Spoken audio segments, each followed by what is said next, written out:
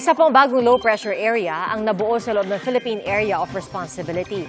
Huli po itong namataan ng Pag-asa sa layong 1,025 kilometers silangan ng southeastern Luzon.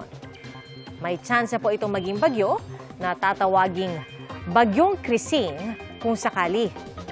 Ayon sa Pag-asa, maaaring lumapit sa kalupaan ang nasabing sama ng panahon.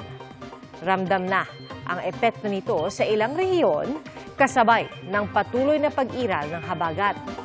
At base po sa datos ng Metro Weather, bukas ng umaga may tsansa ng pag-ulan sa Palawan, ilang bahagi ng Visayas, pati na sa western at northern portions ng Mindanao. Mas maulan na po sa hapon at halos buong bansa na ang makakaranas ng malawakang pag-ulan.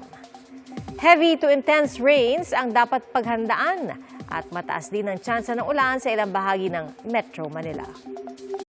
Mga kapuso, maging una sa saksi. Mag-subscribe sa GMA Integrated News sa YouTube para sa iba't ibang balita.